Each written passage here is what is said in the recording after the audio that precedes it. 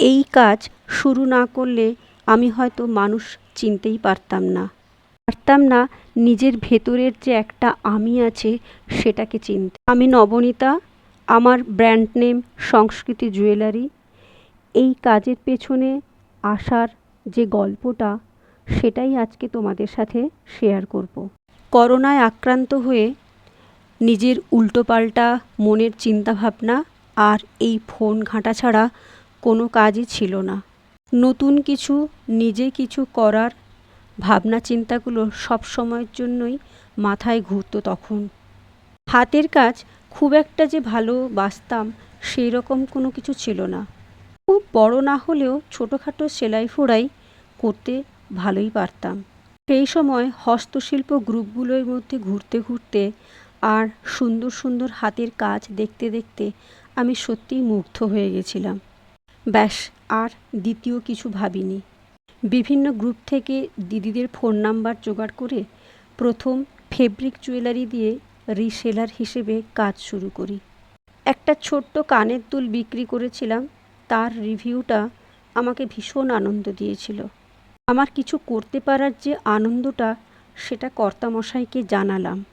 তার সেই উত্তরটা আমাকে ভীষণভাবেই ভেতর থেকে নাড়া দিল। তোমার কি ভূমিকা আছে এই হাতের কাজের পেছনে? তুমি কি করেছো? তুমি যে এত আনন্দ প্রকাশ করছো, সত্যিই তো এটা তো আমার কাজ নয়। এখানে আমার তো কোনো দক্ষতা নেই, ভূমিকা নেই, কিছুই নেই।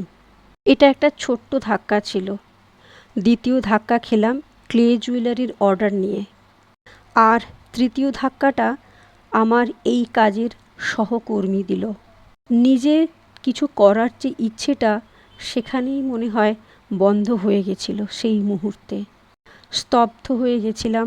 মনের যে জোরটা ছিল সেটাও যেন কোথায় হারিয়ে গেছিল। সেই জায়গাটা থেকে নিজেকে বের করার আপ্রাণ চেষ্টা করে গেছি।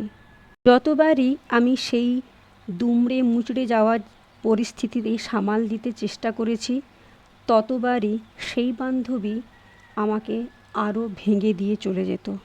যে মনের জোর নিয়ে আমি কাজ শুরু করেছিলাম সেই মনের জোরটাকে আমি সবসময় টিকিয়ে রাখার আপ্রাণ চেষ্টা করে গেছি।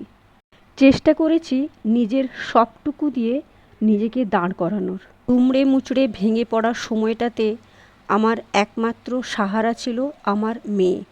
12 বছরের সেই মেয়ে আমাকে মন থেকে সাহস জুগিয়েছিল। মা, তুমি পারবে, তুমি আবার নতুন করে শুরু করো, তোমার সব কিছু ঠিক আছে, তুমি একবার কাজ শুরু করো, তুমি ঠিক পারবে। মানুষকে নিচে টেনে নামানোর মতো লোকের অভাব আজকাল নেই, কিন্তু ভালো কাজ করে তাকে তুলে ধরার মতো লোকের বড্ড অভাব। একটা ছোট্ট মেয়ের মনের জোর, তার মুখের কথাতেই আমি আজকে এগিয়ে যেতে মনের সাহস পেয়েছি। এইটুকু বুঝিয়ে দিয়েছে অন্ধবিশ্বাসটা খুব একটা ভালো নয়, আর এই মনের জোরটা খুব দরকার। ধন্যবাদ, ভালো থাক।